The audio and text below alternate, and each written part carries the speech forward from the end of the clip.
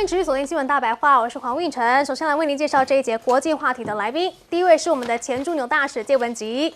主持人好，各位朋友大家好。以及资深媒体人谢寒冰。主持人好，大家好。还有前空军副司令张延廷。主持人好，大家好。好，中东现在是处于这几年来最黑暗的时刻，而且看起来呢，这个战火呢还没有要停止的迹象。好，我们先来看到这个伊朗的战报。伊朗呢在今天呢是实施了真实承诺4的第27轮军事行动。好，那在本轮的行动中呢，伊朗方面呢是动用了无人机以及飞弹，对以色列本土核心目标以及部分的中东地区美军基地来实施打击。那么伊朗的海军部队呢，也通过大规模的无人机攻击针对呢阿联酋阿布达比机场附近的美军集结基地，还有呢科威特的美军营地，以及以色列的雷达，都实施了非常猛烈的火力打击。而且伊朗还声称这个伊朗的武装力量在近期的打击行动中呢，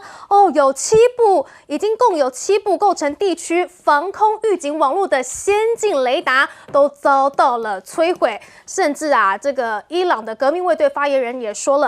呢，伊朗在实施了多层次的进攻战略，一共进行了有600次的飞弹打击行动，还有2600次的无人机行动。而在这些行动中呢，有超过200个位于美军基地和以色列关键设施的敏感目标都被精准打击，并且都遭到了摧毁。好，那么伊朗还声称说呢，现在呢已经虏获了非常多名的美国士兵。这个是伊朗最高国安会秘书，他说呢，据我收到的报告有几名美国士兵已经被掳了。但是美国人宣称他们在行动中阵亡尽管他们竭力的在掩饰，但是真相并不会被他们长期给掩盖。而美国呢，现在也没有示弱，尤其呢，川普他最近是亲自的迎接了6名的美军遗体，他呢亲自是率领了副总统范斯等高官，在美国的空军基地来迎接在伊朗战场上殉职的这6位美军遗体，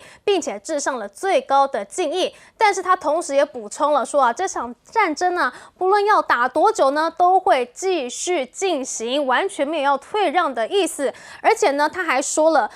伊朗总统呢日前向邻国公开致歉仪式遭到痛击的伊朗呢向邻国道歉投降都是归功于他。他说，伊朗之所以会做出这样的承诺，是完全归功美以持续不断的打击。好，但是这段话呢，伊朗是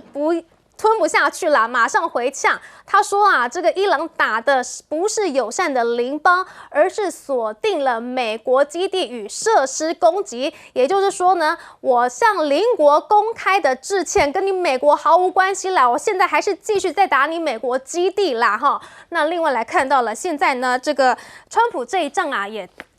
把自己当初不打仗的政见呢是大大的打脸了，所以呢，现在国内呢也有很多的反战示威都出现了，像是美国的周末呢是再度出现了反战示威潮。来看到呢，美国的民间团体在全美都发起了反伊朗战争的示威活动。那么示威者呢可以看到他们都高举着这个黄色的标语，反战标语，讽刺川普跟纳坦雅胡的图像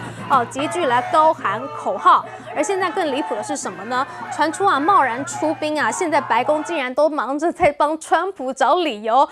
现在来看到呢，这个白宫的发言人李威特说总统的首要任务呢是以美国人民还有国安为依归，这些优先事项高于其他任何议题。但是知情人士却说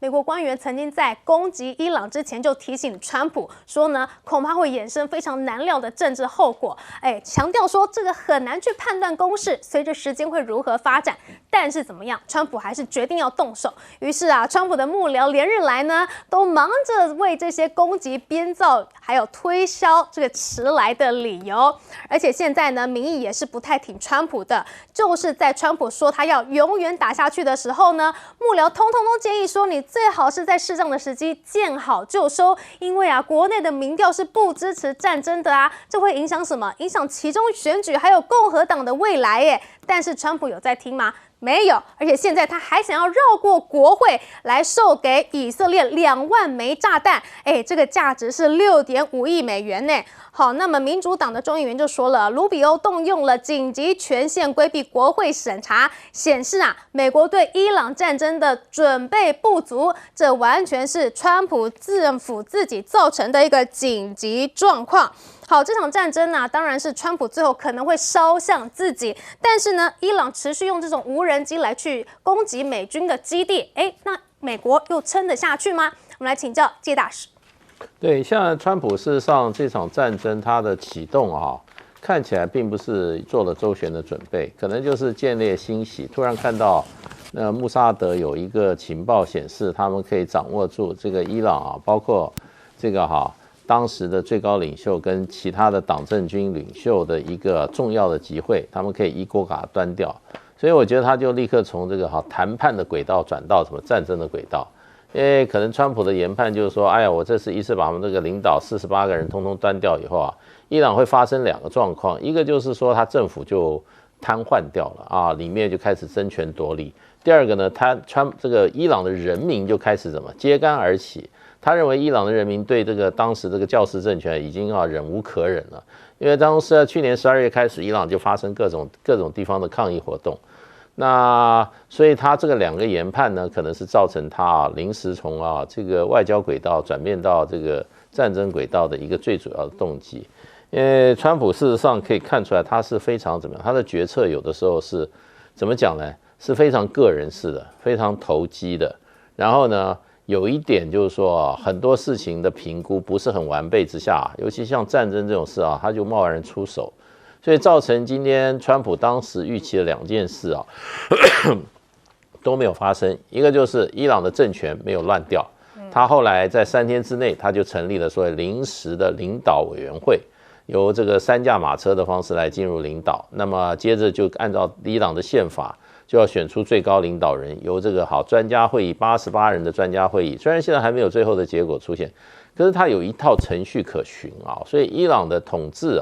所谓的领导的这个政府基本上是并没有乱，所以他第一个期望就落空了。第二个就是说，希望伊朗的老百姓像他自己所预想的这样子这个科梅内伊被杀掉了，被他斩首以后呢，伊朗老百姓就讲全国各地风起云涌这个怎么讲呢？走上街头，然后呢，最后拿起装备把伊朗政权把它推翻。看起来这2件事都没发生。那2件事没有发生的话，必然的后果就是什么呢？就是这场战争就必须要继续下去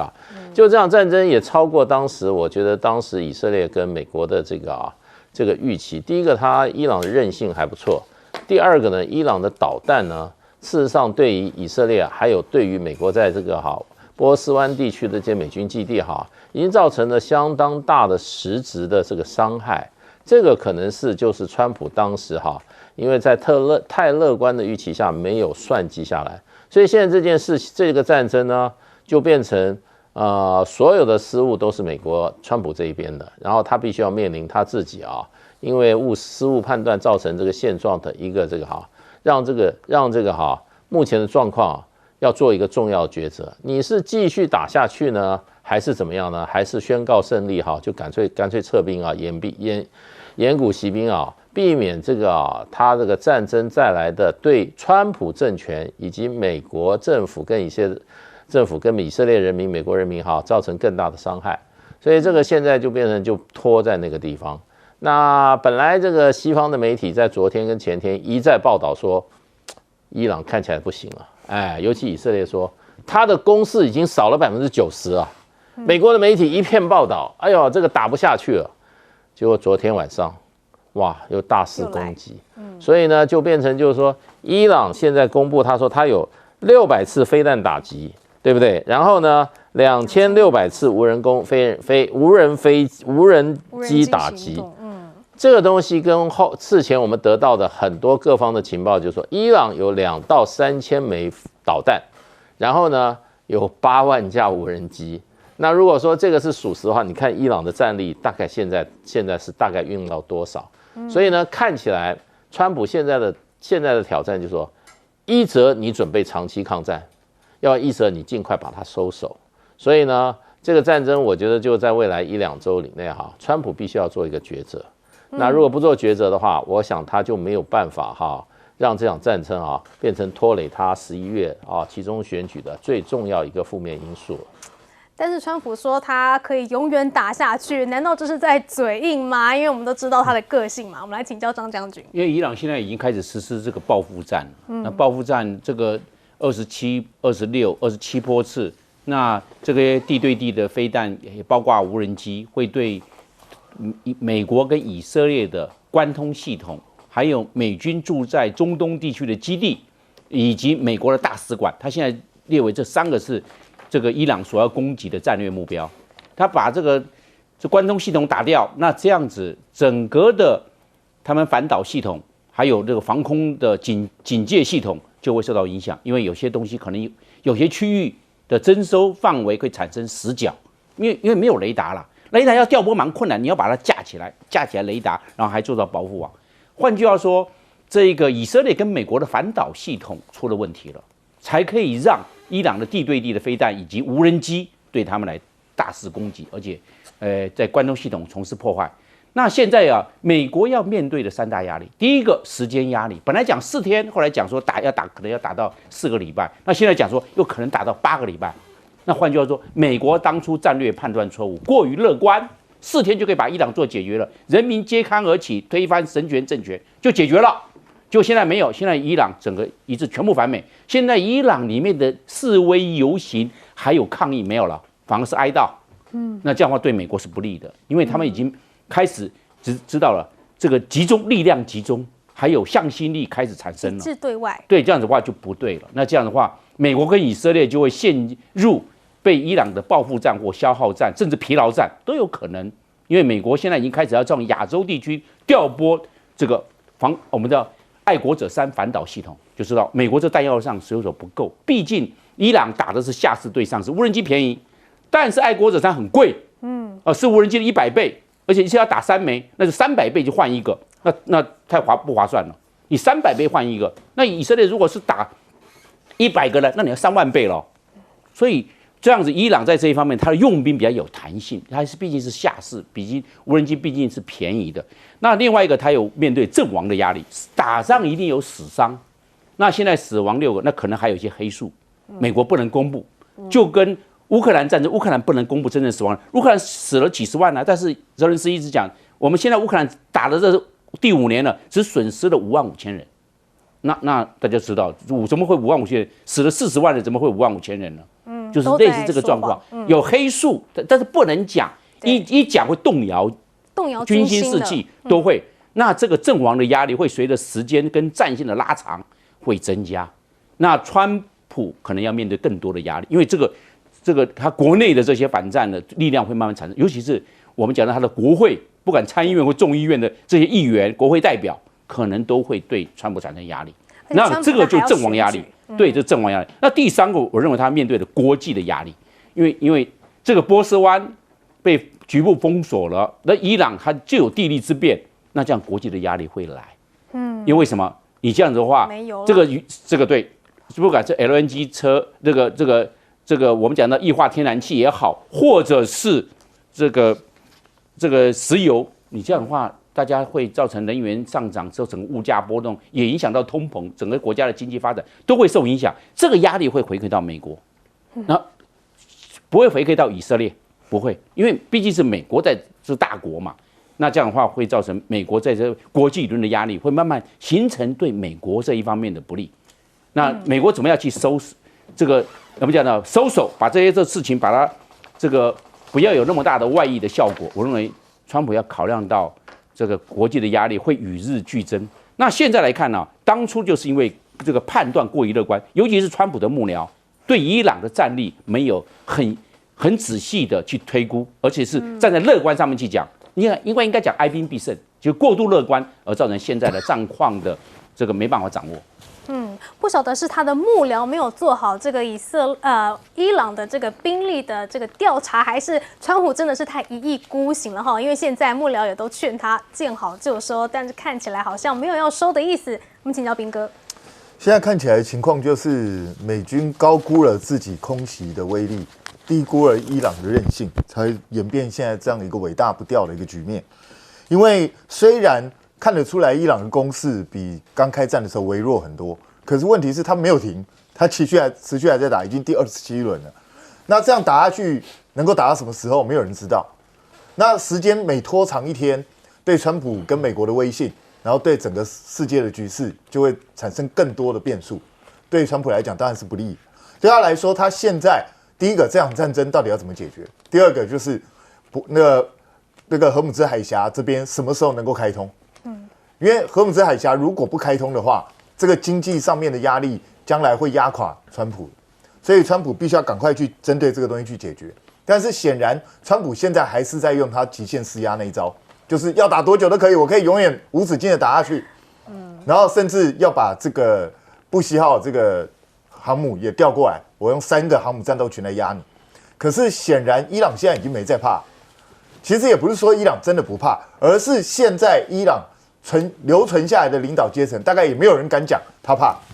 因为哈米尼已经变成殉道者了。整个这一些，他们等于我觉得美国失策在哪里？第一个，你把伊朗的高层全部打掉之后，变成你没有可以谈判的对象。那第二个更重要的就是，本来人民可能很多伊朗人民是讨厌这一群憎恨这些人的，结果你把他们憎恨对象全部打光了，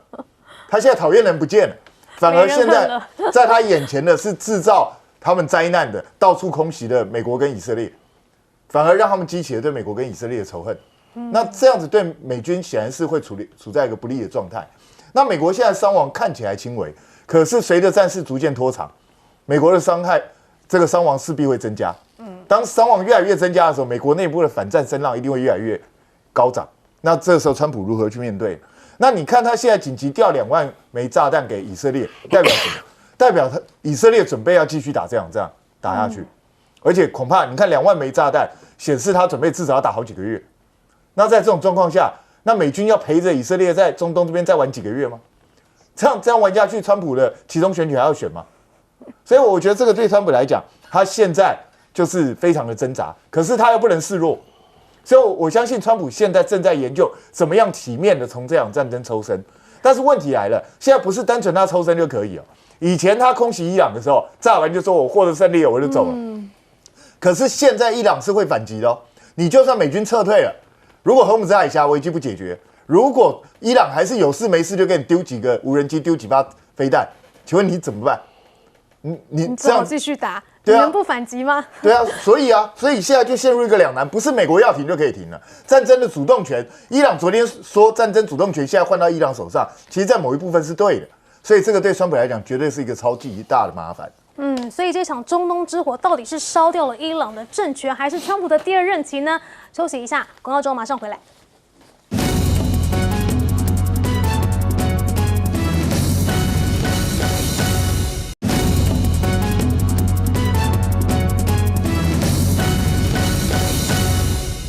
中东的战火难道又外扩了吗？现在美国的大使馆是不是成为了轰炸的目标呢？来看到这个是挪威的大使馆，竟然是在这个附近传出了爆炸的巨响。好，那现在呢，奥斯陆警方呢也封锁调查，伤亡不明。虽然现在呢还不确定确切的这个爆炸原因，但是啊，这个当地的警方呢，都陆续的抵达现场，封锁周边的区域，赶快调查，因为现在的时机真的是非常的敏感。结果呢，美国驻挪威大使馆传出这样的剧烈爆炸声响，大家都不敢大意。好，那除了挪威之外呢，这个美国驻伊拉克大使馆就确实是遭到了袭击了。伊拉克证实呢，美国的驻伊拉克大使馆遭袭，这是位于巴格达绿区的美国使馆，它启动了反火箭炮、火炮和迫击炮防卫系统，但是呢，还是有火箭弹击中了使馆的直升机停机坪啊！现在美国大使馆呢都非常的危险呐，都可能会成为伊朗的攻击目标。而另外来看到呢，这个是科威特的 F-18呢，竟然是连续误击了美国的 F-15战斗机，这是不是有点太离奇了呢？好，来看这个画面哈，这个是战区6日的报道，有旁观者拍摄了最新的画面，显示呢一架科威特空军 F-18大黄蜂战机呢击落了3架美国空军的 F-15E攻击鹰战机耶。好，那么就有前大黄蜂的驾驶说了，你也可以只是瞄准并且发射响尾蛇，但那个时候雷达不会提供你任何资讯，所以呢可能会冒着射击失败风险的这种情况下，可以想象 F-18的飞行员或许是意外发射了飞弹击中目标，但是怎么会连续3起都是误击到友军呢？这是什么意思呢？难道呢是指挥系统出包了，或者是根本就不是友军，而是伊朗打下了，但是美国不敢承认，才说是友军误击吗？好，那现在的战争持续，美国川普是不是也杀红了眼呢？他竟然呢是说考虑要攻击伊朗未被列为目标的地区和人民哦。这个是川普的发文，他说伊朗将不再是中东的流氓，而是中东的输家，而且会持续10年。而美国战争部长赫格塞斯更威胁说现在唯一需要担心的是那些认为自己能活下去的伊朗人，他竟然是把这个战火枪口直接对准了伊朗的人民，好，所以呢，不只是对人民现在也去攻击一些民用设施，像是什么，像是海水淡化厂。好，伊朗的外交部长就说了，说美国去袭击伊朗的海水淡化厂，导致呢有30个村庄供水受到影响。那么攻击伊朗的基础设施是危险的举动，这个严重的后果会美国开启了一个先例，不是伊朗开启的先例。那么，伊朗的红新月会也表示自美以发动袭击以来呢，伊朗全国各地呢有6668处的民用设施都遭到了攻击，这就包括了有医疗中心学校，甚至是红新月会的所属中心。好，那既然民用设施都攻击了，油库当然也是非炸不可我们来看到以色列呢也是夜袭了这个伊朗的油库。好，这个遇袭的油库呢，可以看到画面爆出了这个巨大的火球城市上空窜出了一大片的红色烈焰，原本漆黑的夜空就瞬间照亮了。目击者形容呢，这是黑夜仿佛一下子就瞬间变成了白天。好，除了伊朗的油库被炸，以色列的飞弹呢也去击中了伊朗的飞弹也击中了以色列的炼油厂。好，这是伊朗的革命卫队发射的城堡破坏者，他也击中了以色列的海法炼油厂就是要回应稍早之前呢，美以对于德黑兰石油设施的攻击。好，那现在呢，各战争的持续，那各国现在也有对于这个人道的立场上面呢，也提供了伊朗一些的这些支援，像是印度，它就证实了是基于人道的立场呢，所以也允许一艘伊朗的军舰来靠港。好，这个是印度的外长证实的，说他们是基于人道立场，所以允许其靠港。但是呢，也更多人呢是希望停止对伊朗的空袭，像是什么？像是呢，美国的驻伦敦大使馆就有数千名的抗议者呢，是来到了伦敦的市中心的美国大使馆。好，他们呢就是挥舞着标语，停止川普的战争，停止对伊朗战争，还有停止武装以色列，以及不要对伊朗开战的标语呼吁美以停止对伊朗的空袭，甚至呢，在美军使用的英国皇家空军基地外面呢，也一样是爆发了这样子的反战抗议。好，但是我们知道之前呢，这个英国呢是有点不太想让川普使用他们基地，但是后来还是屈服了。但是现在川普呢是反过来傲娇了起来，说呢我们不需要英国派遣航空母舰参与，他还说这个我们不需要那些在战争已经打赢之后才加入的人，他就是在骂英国首相施凯尔。但是现在战争有打赢吗？还在持续而现在因为战争不断的在打嘛，所以呢，美国也交不出爱国者，因为自己也要用嘛。瑞士呢就只好去改买欧洲系统，削减美国的 F-35战斗机的采购量。这代表什么呢？展现出了美国呢因为中东局势，所以他们的弹药库存告急了。好，既然弹药库存告急了，那么美国还能够打多久呢？这很明显的就跟委内瑞拉的攻击不太一样好，我们先来请教介大使。现在事实上的话，就是说，针对美国的这种可能的恐怖攻击包括美国驻外的使领馆，还有就是说，美国的在海外的这些美国人，甚至美国本土的这种相关的报道，还有相关的警告有点越来越多的。那当然就是说，这第一波就伊朗来讲的话，它是针对美国在波斯湾地区的军事基地，可是它同时也打了当时驻沙特的这个美国大使馆，跟这个好像是这个吉达的美国总领事馆，还有这个驻波湾地区的几个国家的美国大使馆都受到攻击了。那这是军事行动的一部分。可是这一次发生在这个挪威的美国大使馆附近发生爆炸，这可能就不是伊朗政府的所为了。那如果说跟伊朗政府有关的话，可能是伊朗的这些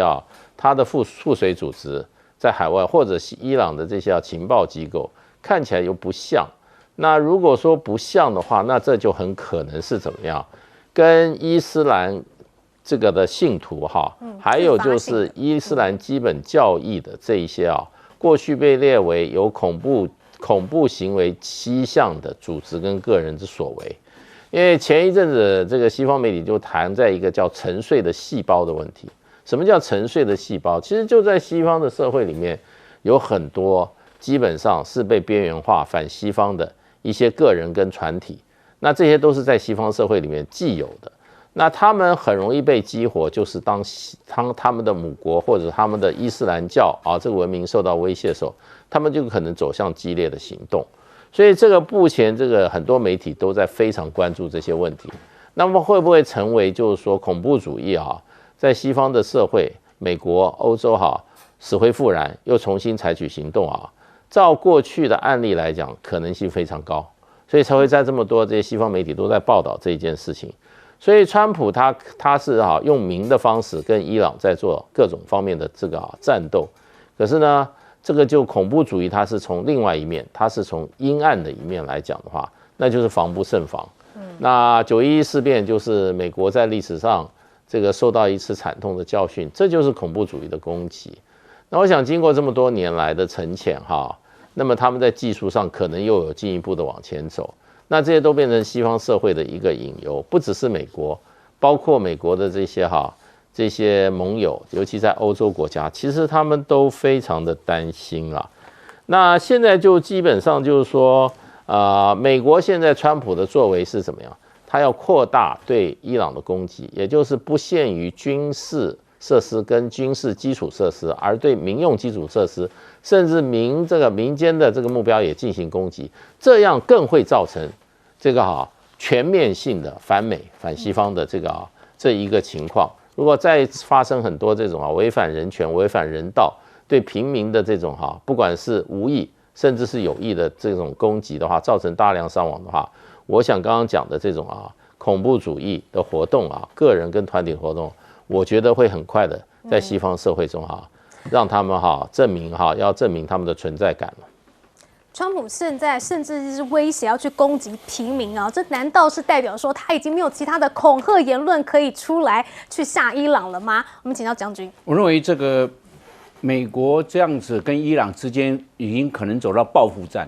因为美国首先打到伊朗的一个小学，那个女生死了小孩子小学生嘛，女的嘛，死了165个，这165口棺材摆起来就非常壮观，那这是杀平民。美国也没有降半旗，美国也没有说要赔偿。那这样的话呢，那伊朗你这样子对伊朗，那这个伊朗也对美国的大使馆，现在伊朗已经专注在美军驻在中东地区的军事设施，他现在这个样。但是问题是，有些飞弹会弹落荒郊被拦截之后掉在那个其他平民设施都有可能掉在其他的这个住宅区或者是学校、医院都有可能但是现在美国也要对伊朗的，还有以色列也对伊朗的这些，包含医院、包含学校、包含他的这个寺庙这些场所，他也进行打击那这样的话，我认为这样子违反战争罪你可以不能对手无寸铁的你这个没有目标打击。我们看那个乌克兰战争，回来看乌克兰战争，当初乌克兰这个只在俄罗斯打这个乌克兰有滥杀到平民，后来乌克兰也开始滥杀这俄罗斯的军队跟战俘还有平民所以现在乌克兰现在也不敢讲打到最后他们两个国家俄乌，那现在美国跟伊朗或者以色列跟伊朗之间打到最后都没有界限，就变成报复战。没有任何的，管你是学校，管你是医院，还是管你是那个我们讲军事基地，都打，变成这个状况，仇恨只会越来越多，那会可能外溢到一发不可收拾，这也是违反战争罪啊，也是违反国际法，还有国际公约、联合国公约都违反了，不可以打民营设施，他手无寸铁嘛，打医院，那里很多都是病人在里面啊，那医生、护士也在里面，你把他都打死了，那这个人家会怎么来看？所以美国会面对那3大压力：时间压力、阵亡的压力，还有一个我们讲国际舆论的压力会。原则上，因为美国在跟伊朗谈判当中就开始开轰了。你说谈判失败了，我们开始打，没有，还在谈判呢，还没结束了，已经开始对实施斩首战。本来是预定他本来3月1号凌晨在打嘛，后来2月28号早上9点半就开轰了，是这样，提早1天多，是这个状况。所以我认为美国面对的压力会越来越高。另外一个我们来看呢，就是这个美国3架 F-15E 啊，就是这个打击鹰啊，被这个科威特空军击落。那我认为，我看那个影片，就是说，这个响尾蛇弹出去的时候，打到了它的发动机，也打到了它的飞操系统。所以你看，它打到发动机，它整个冒火、冒烟、冒火；打到飞操系统，飞机开始打螺旋。为什么？因为飞操系统的液压力啊是200大气压，也就是3000 psi， 每平方英寸有3000磅的压力，就3000 psi。这个只要打到它的飞操系统，整个液压全部飙光，那你飞机就会失控。所以你看飞机在大螺旋下往那地下掉，那人一定要弹出跳伞，因为飞机已经没办法操纵了嘛。那他们最大缺是说，美国住在这个科威特的，他没有成立一个美国跟科威特的共同空中作战管制中心，一定要先成立，然后大家联合空中任务提示。结果没有，科威特管科威特了，美国干美国的。那你这样子，那2个搞不清楚啊！你没有一个共同任务，共同的空域嘛？这算是一个低级的错误吗？对，错误。因为美国住在科威特，99%是美国的海军陆战队跟美国陆军，空军只有30个人是管后勤，他没有管空中作战指挥的这方面的经验，所以造成空中误击事件。可能现在经过这误击事件，它有所改善，那有所调整，现在感觉到误击事件就没有了。这件事情真的是疑点重重啦，要打仗了，结果共同的指挥系统都没有。我们请教彬哥。挪威这个爆炸案现在还不知道是谁干，因为警方正在抓人。但就是一个爆裂物放在美国驻挪威大使馆这个门口。其实如果以这种状况来判断的话，这应该不是专业人士做的，看起来比较像是业余的。那这个就麻烦了，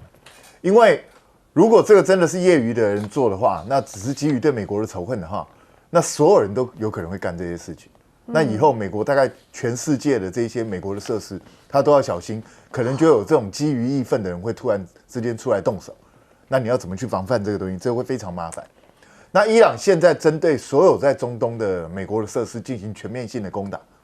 那当然美国也只能去防范，所以美国的弹药会越来越缺。这也是他必须要紧急把这个第3个航母战斗群调来，而且需要增援的一个原因。那可是问题就在于你能够守多久？那如果说你现在要把战争升级，变成针对平民的打击，老实讲，美国可不是俄罗斯或是伊朗。你如果进行这样的攻击的时候，恐怕你美国国内自己就会有很大的反弹声浪。而且大家不要忘了，现在是什么时代？现在是 Internet 网络时代。你只要一做了这样的攻击，这可不比越战时期啊！你马上这些相关，你屠杀这些妇女百姓。这些画面恐怕全部都立刻在网络上流传。那川普没有考虑到这会造成什么后果吗？其实之前开战的时候，就是像刚张将军讲的，他去击中那个女子小学，已经造成非常大的反感。那如果你持续在攻击医院、学校，甚至一些根本跟军事不相干的平民设施，那个画面越来越多的时候，美国承受到的压力恐怕会更大。所以我觉得川普自己要去仔细思考，而且更重要的就是，你越是攻击这些措施，反而会让伊朗人对他们政府的反感变淡，对你的仇恨加强。这是你要的吗？不要忘记了，伊朗不是一般的国家，它是神权统治国家，他们是最容易因为宗教产生狂热冲动的地方。那你对这一种国家，你实施这样的手段，恐怕不是把他们吓倒，反而是让他们激起更多的报复。我看美国大概要准备10年的弹药在这个地方玩这个游戏，你真的要这样玩下去吗？所以这场战争呢，很明显的，美国的压力呢，比起伊朗是比较多的。好，我们先休息一下，广告之后马上回来。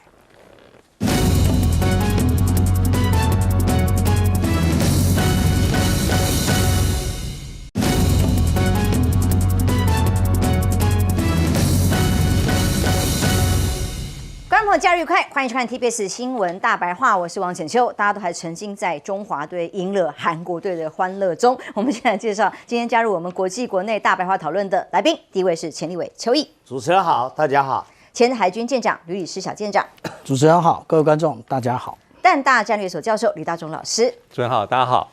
但是大家没有忘记虽然看球赛好像欢欣鼓舞、很欢乐的样子，但战争仍然在进行当中，而且继续影响着全球。伊朗呢，这里启动真实承诺4的宣布，他宣布什么呢？没有那么弱，我们还要继续攻我们动用了无人机跟飞弹，对以色列本土核心目标以及部分中东地区的美军基地实施打击。也就是说，伊朗继续扬言要大力的反攻。那么，因为川普是直接告诉大家说，在受访的时候讲，这个伊朗根本就是个 loser， 就是个输家啦伊朗总统就回应向邻国道歉这个说法，就是说，因为他的开战呢，无人机四处的导弹的攻击，几乎是在海湾国家通通被波及。他道歉是向这些无端被卷入的国家道歉，强调呢，已经下令武装部队不能在波湾邻国未发动攻击的情况之下动手。虽然这些攻击地点几乎都是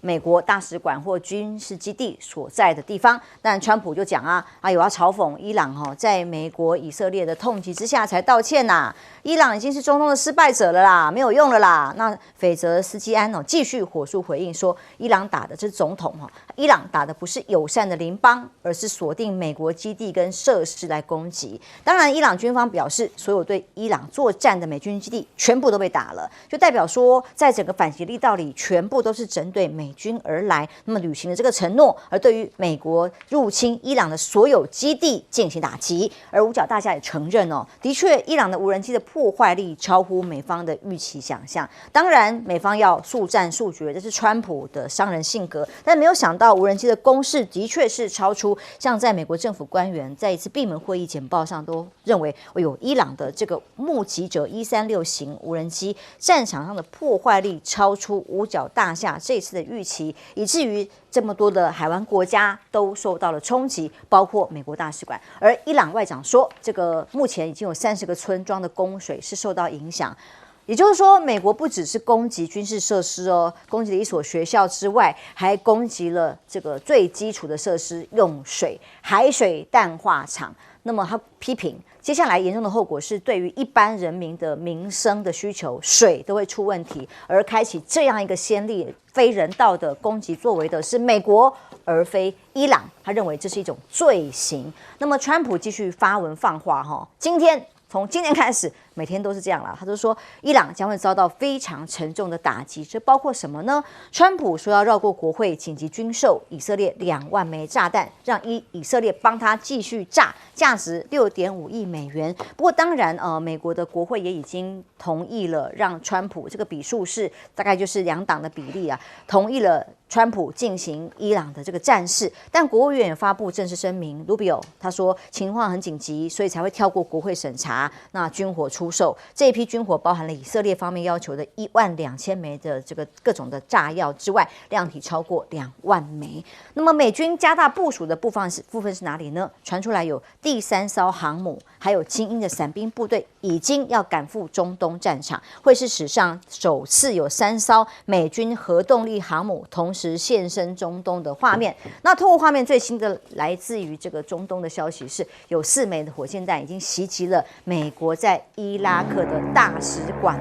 这个画面的确其中是看到防空系统拦截了4枚，里面有3枚被拦截了，有1枚击中了目标，不过呢，并没有造成人员的大幅的伤亡。这对于美国来讲，看起来伊朗的攻势是还没有完全消停的，你还是得随时处在这个警戒的状态。但是到底什么时候才要发动所谓的地面部队？川普曾经讲过，我随时就准备发动。现在他说我还在随时评估当中啦随时都可能动但现在还没有到这个时间点。其中呢，在考虑攻击伊朗的时候，这个说法是准备要更强烈的行动是什么？到目前为止说没有特别以攻击地区人民，就是人民非军事地区的列入彻底毁灭的可能。但现在看起来，川普已经杀红眼了吗？已经考虑要把这些地方也列入必死无疑的考虑之列，这就是他扬言的沉痛打击吗？要杀平民吗？那么伊朗接班人是谁？先前传出来当时的哈米尼的次子，但现在他们还是要经过选举程序选出新的领袖。现在呢，伊朗的专家会议准备在24小时内要选出来新的领袖。川普是说，你们要选出一个跟我美国很要好的啊，跟我能够沟通的哈，不然就不谈了，要你全面的来投降。但对方这个所谓伊朗专家会议很强硬，继续官方的媒体都是这样报道的。选出来代表之后呢，不会去了解不管你川普要什么，川普这种叫做干涉内政的行为，他们决定要站到底，到底有没有和谈的契机呢？委员，这个川普的嘴巴真的非常的臭啊，一点都不像世界盟主的美国的总统。他不但骂伊朗说是 loser， 而且当伊朗相对比较温和的总统佩泽西奇扬对邻国道歉。因为现在伊朗在攻击在中东的美国的大使馆跟领事馆，所以难免会波及到这些邻近的国家。所以佩泽西奇扬是一个温和的人、理性的人，所以他向邻国道歉，这是一种善意的表达。可是川普竟然跑去酸这个佩泽西奇扬，说伊朗是因为被打趴了、打怕了、打急了、打烂了，所以才道歉。弄得佩泽西奇扬像是猪八戒照镜子里外不是人，道歉的结果没有达到预期效果，被川普酸，然后伊朗国内的军方又在骂他，然后人民在怀疑他是内鬼。你这不是倒霉吗？你不是把伊朗内部里面的温和派全部逼到绝境，然后让伊朗里面越激进的人，他越到最后可以出头，可以上台面来主导一切。所以刚才浅秋不是提到吗？伊朗的88个神学专家已经在今天在一个秘密地点已经偷偷开完会了，但是结果没有宣布。而这个结果据透露，外媒的透露，也就是原来比较温和的美媒报道很多的阿拉菲大概挂了。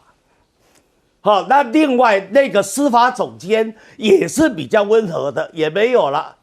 也就是教士集团的话语权完全被革命卫队给压下去了。那现在哈梅内伊的次子这个穆谢塔巴基本上得到了这一个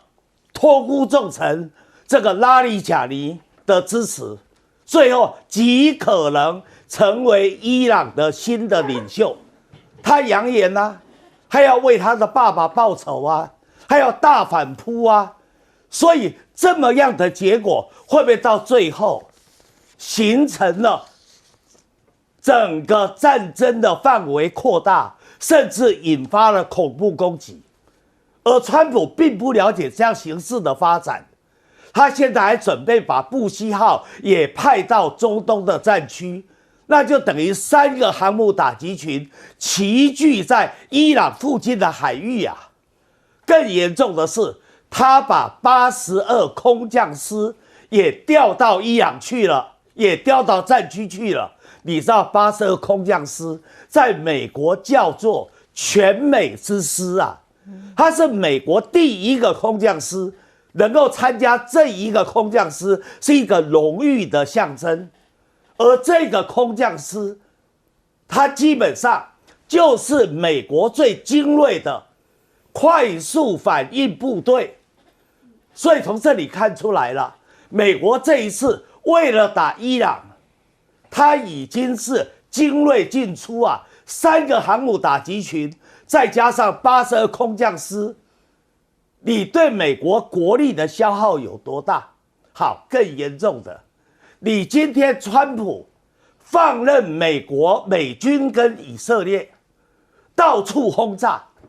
刚才浅秋提到，炸了伊朗南部的一个小学，165个小学生因此罹难。现在又炸了医院，又炸了社区活动中心，然后又炸了海水淡化厂，甚至连那一天伊朗有个护卫舰到印度参加联合演习，不是为了打仗哦，没有错。演习完了以后，还要返航到伊朗，你竟然用核潜艇在印度洋哦，也不是战区哦，在印度洋把人家击沉，100多人丧失生命。你今天你川普这么搞法的话，你说伊朗的人民愤不愤慨？本来伊朗的人民有些还对伊朗哈梅内伊的政权是不满的哦，认为他的政权把国家搞得一穷二白，但是现在几乎是同仇敌忾啊！每个人把美国视为什么？他们最大的仇敌。这样子发展下去，跟美国有接近的，如果有些国家或地区喜欢抱美国大腿的，到最后说不定都成为被恐攻的对象。尤其是什叶派比逊尼派更加激烈，教义更加的严谨。在这种情况之下，他觉得他们已经受辱了，都已经被骂成 loser 了。那我就告诉你，我不是 loser， 我是一个复仇者。如果是这样的话，那就是世界的大灾难了。小舰长，战争当然很残酷的，而川普现在扬言说，我随时可能发动地面部队，但是不得不才要做的。现在想要速战速决，而伊朗以目前的反击的这种力道来讲，您会觉得乐观吗？完全不乐观啊！为什么这么说？因为川普每次讲的什么话，最后都无法兑现。简单来讲就是如此啊。那其实刚刚邱毅老师特别提到的有关于82空降师的部分啊。前几天呢，我们就已经看到他已经是整个在美国本土动员了。那他现在的位置在哪，我们不知道啊。那但是他很明显的，也就是已经地面部队已经在准备了。那这个准备呢，比川普讲的时间还要早。那当然啦，大家可能会觉得只有一张照片。我们刚刚看到的这张照片呢，是从后面往前看的，可是同时在同一个地点有另外一个人，他相距一段距离，他是从前面往后照的，也都谈到了同样的事情啊。不过美国虽然这样动员，其实但是我们必须要这样讲啊，他虽然动员了这么精锐的一个空降师，但是我们想一想啊，大家觉得他不会变成一个全面性的战争吗？这很难讲啊。我们大家看越南当初也不过派了第7骑兵师的摩尔营长的第1营，当初也不过就是去看一看那个战场，结果呢，美国就慢慢的越陷越深，而且我们到现在为止，我们会不会觉得美国对于伊朗其实不太了解？为什么我们这么讲呢？因为有很多人说啊，这个伊朗其实没有这个高超音速飞弹，其实伊朗有。那伊朗有，而且还有2种不同形式。我们现在看到的这个是第2种形式啊，而且它其实公布的时间更早啊，它其实是在2023年的时候，它就已经公布这种。不过大家觉得是笑话，但是被打到了就知道这个是实话。为什么我们讲到说它实际上有运用呢？那因为我们如果说看影片的话，你会看到一群弹头不断的向那个海法或者是特拉维夫攻击，可是会有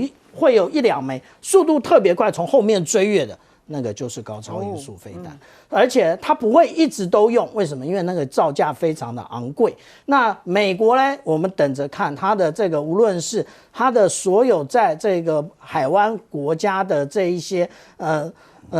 军事的一个设施，或者是它部署在伊朗的这一些无论是爱国者或者是萨德，其实都可能会要打完。为什么这么说？我们来看哦，其实爱国者一直都是跟萨德做一个匹配的。那也就是当萨德在150公里没有接住的时候，那就是那个由爱国者在下面接着，而且它会因为呢不同的你这一个阵地的属性呢，它会有不同的数量。那如果我们看到比较重要的，例如说第3级跟第4级，一共就4级啊。如果是4级的话，那它要发射2枚的这一个萨德跟1枚的爱国者。那如果这样打的话，其实我们很快的就会看到这一个美国的，因为美军都是按照准则教范来打的，按照这样讲，很快的数量用完了，那我们就看到的以色列或者是我们讲海湾国家的这些军事基地，都将被打得体无完肤。都要遭殃吗？大钟老师怎么看？虽然说现在伊朗表示希望把这个对象范围缩小嘛，所以他才要道歉啊，对其他海湾国家受到波及的表示道歉。但美方现在就是要他全面无条件的投降，才要停手，否则现在要加大，双方都在加大攻击的力道。对，很明显哈，川普目前是提高哈这个结束战争的门槛跟条件，对不对？因为一开始他讲的目标是军事上就打击这个核设施，还有弹道飞弹，还有伊朗的海军的力量，哈，也包括共和卫队的这个海上的力量。但是随着战争持续往下走，哈，那个川普的要价越高，哈，就是什么叫做无条件的伊朗要投降，这是由美国来做定义。但是很明显哈，可以看到目前有几个局势是应该是川普所没有想象到的，或是一开始所不乐见，或是事与愿违的。我们还记得刚开始啊，2月28号发动斩首行动的时候，其实非常成功。其实斩首有它的难度，但是呢，川普所预想到的2个状况并没有发生哈。第一个就是川普在228不是接受媒体访问，他特别讲，他说这个是千载难逢的机会。从1979年伊朗爆发革命之后，这是伊朗老百姓争取自由的最佳机会，所以他呼吁老百姓要揭竿而起。但是到目前为止，好，应该是没有任何的征兆可以看到伊朗的民众风起云涌上街头，啊，希望推翻所谓的神权政治，有全新的领导者，这个迹象没看到。那第二个迹象就是，当然川普希望说哈，这所谓的这个接班者或者暂时的权力的这个结构呢，能够不要采取对美国很激烈的反击，包括以色列。但从228到现在，我们也没看到将近快30波的伊朗的反击。啊，这些反击的对象其实有点是拖下水政策了，就是不只是打击这个以色列而已啊，周遭的哈，包括美国的盟友啦、重要的伙伴啦、军事的设施啦、民用的设施，通通包括在内。这就是意思是说，即便是哈米尼哈被击杀，但是哈米尼在生前下的这些指令，就是说，假设一旦伊朗被攻击，我们就会自动的要反击这些地方，这些指令是照做的。所以这两个趋势是川普所不乐于看见的，所以战争应该会持续的进行下去。但现在有2个最重要的变数，就是会不会出动地面部队。我觉得这是川普很慎重考量，因为时间是一个因素，还有美军可能的死伤还是一个重大因素。所以在这2因素的判断之下，我认为川普即便是非常生气，因为事与愿违，但是要做出这重大的决定，可能还要有待观察。继续来观察的是中国大陆的态度又是如何呢？所谓的大国风范是什么？这一场王毅的记者会是在这次全国人大的4次会议里面接受媒体的采访提问所回答的。他所谓的大国风范，你看他所引用的句子哦。当媒体问他说 ，CNN 记者在现场还用中文提问呢，问他说到底会不会川习会如习会登场呢？接下来呢会对于伊朗战事的态度如何？他表示这是一场根本不应该发生的战争。也是一场对各方、全世界都没有好处的战争。他甚至呢，他暗批美国吗？拳头硬不等于到底硬吗？他引用西汉的过秦论来诠释这个意思哦。他说：“仁义不施，而攻守之势义也。”表示大国应该怎么样呢？有个风范在啊，要守公道、行正道。美国有没有行公道正道呢？其实答案就在其中喽。当川普到访这件事情，会不会如期在3月31号吗？4月1号登场吗？到底接下来川习会如何呢？这个提问让中方的回应是说，现在需要做的是双方为此要做出周全的准备，营造适宜的环境，也就是管控所有的风险哦。排除不必要的干扰哦，关键是美方也要相向而行。他没有肯定说一定会来，也没有说不会，他不会来，但是要强调是要排除不必要的环境干扰哦。美方要相向而行，是暗示美方什么？不要挑战中方底线吗？当然 CNN 还有美国的媒体也就有很多不同的诠释。当川普提这件事情，针对川普西方政客提出来所谓中美共治框架的时候呢，王毅是明确回应媒体的报道，他的提问，他回答：中国绝不走国强必霸的老路，也不认同大国共治的逻辑，也就是说，相对的尊重其他不管中等国家或任何其他的国家，这种所谓的大国风范啊、正道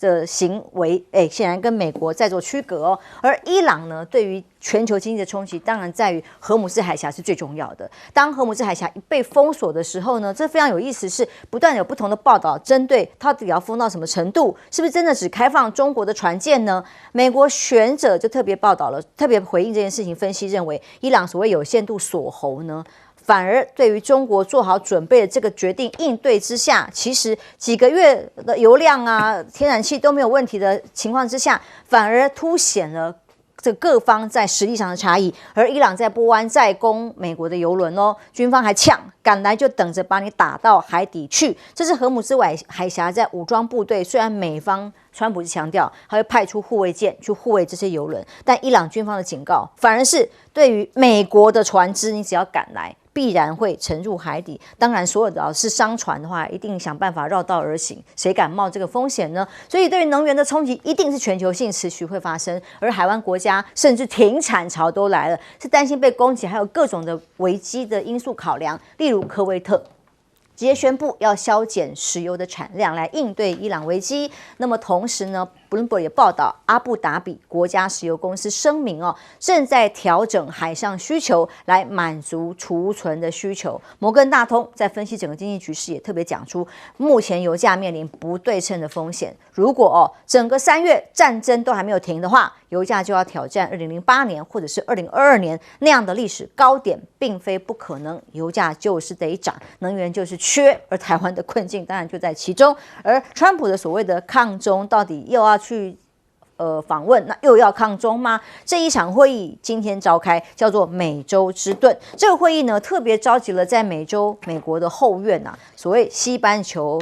国家的安全倡议美洲之盾在佛州举行有12国中南美洲的国家的元首共同参与。这个分析里面特别强调要影响中国，不要多年来在这里的生根的影响力需要做的得到抗衡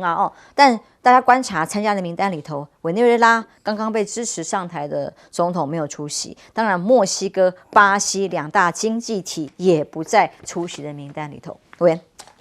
我先讲荷姆斯海峡的封锁。荷姆斯海峡被封锁，最大的压力不在于岸基火力，也不在于武装快艇，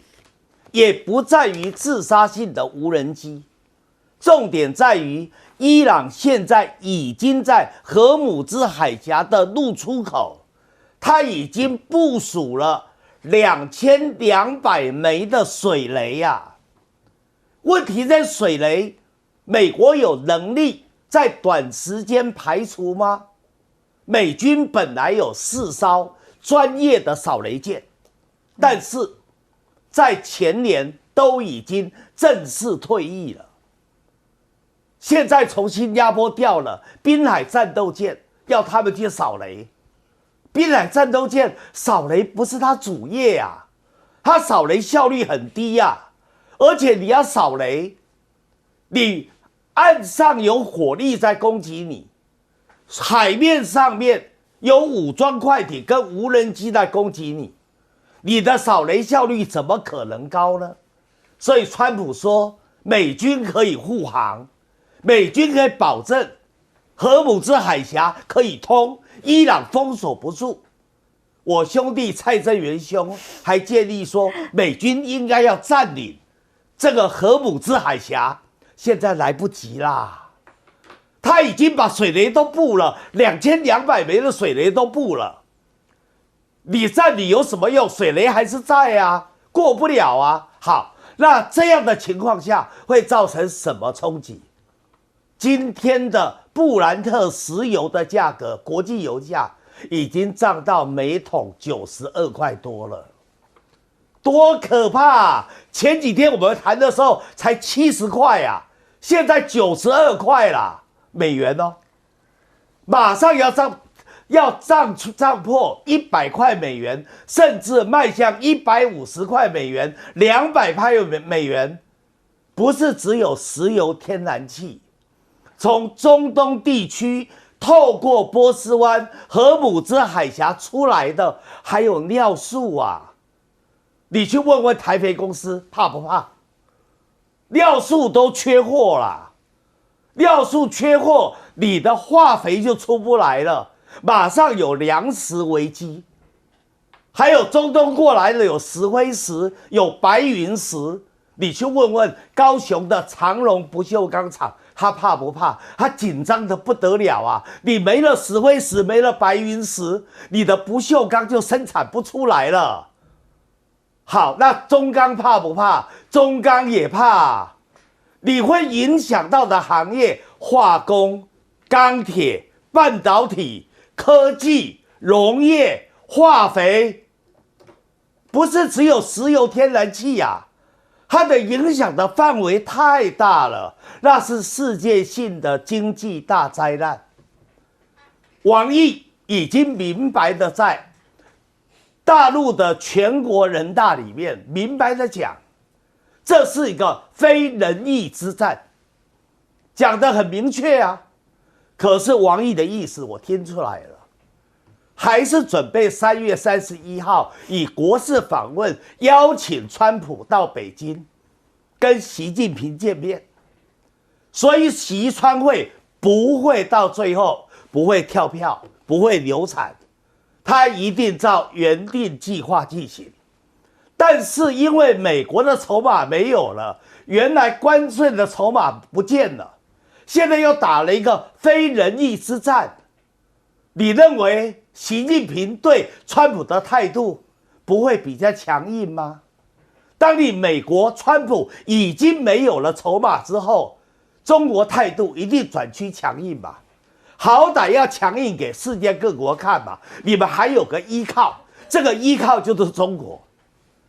而在这样的一种川习会里面，会不会谈台湾的问题？当然会啊！你川普现在不断的也从亚太地区再调爱国者导弹、托式飞弹，准备都要调到中东的战区去了。这都是台湾本来要买的那个军购清单里面的项目还有 MQ9 的死神无人机现在也都在往中东战区调啊。那台湾整个军购还要不要再谈？下礼拜一开议要不要再谈？现在没有谈的必要了，因为变数又出来了，很可能里面的军购清单里面很多都买不到了，即使付了钱，美国也100%不会交货的。好像看起来也不重要了，因为我们官员都去忙着看球赛、打比赛比较重要了。我们休息一下，马上回来。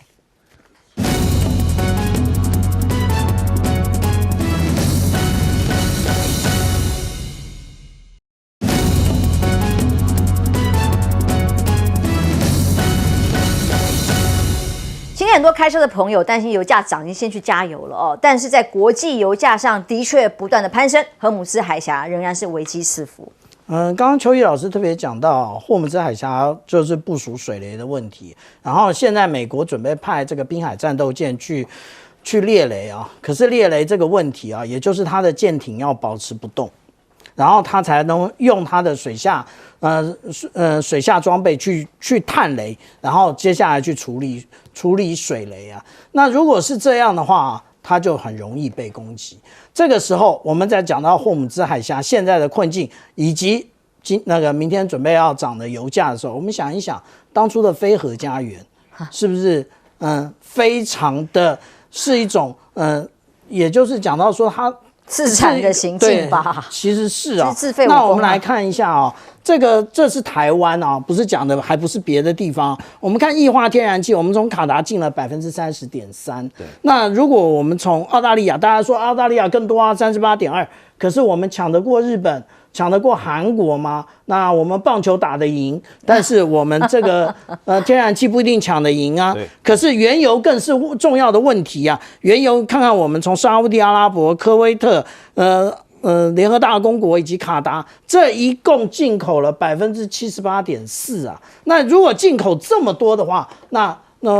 现在没有油了，我们怎么办？而且美国现在又说他们要帮这一些油轮护航，不要吹牛了。为什么？我们看到现在这个时间点，其实福特号已经进入红海了。那它进入红海之后，它会遇到这个胡塞组织怎么样伺候我们不知道。可是如果现在美军的舰队出现在霍姆兹，我们想一想之前所谓的这一个胡塞组织，它背后的大哥是谁？就是伊朗啊！伊朗绝对指导他各种的战术。当年在红海，美军的检讨的结果，也就是他们要装海公洋。为什么？因为被打得胡说八道啊！虽然没有命中啊，那但是呢，飞弹或我们现在不知道那是什么，是飞弹还是无人机？距离这个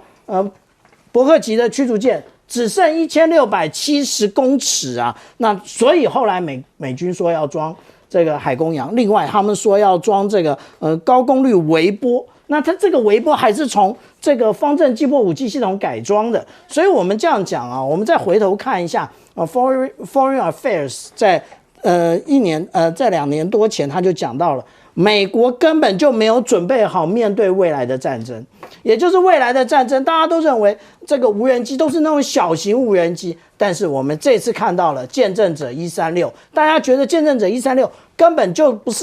是个样子，那你美国干嘛要仿造啊？所以我们这样讲啊，美国没准备好，当美国的盟友是那个非常危险的，而且致命的。这句话其实是那个美国的前国务卿告诉我们的。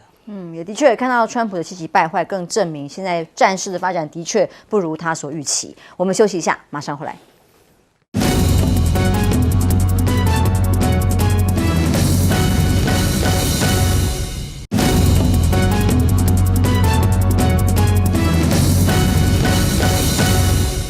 伊朗的战事看起来还没有要停的意思，但中方的态度您怎么看？对，我觉得王毅在这个人大这个记者会里面的讲话是有备而来的因为记者一定会问他，包括俄罗斯，包括这个伊朗的事件攻击，还有中美关系，尤其是即将要到来的这个川习会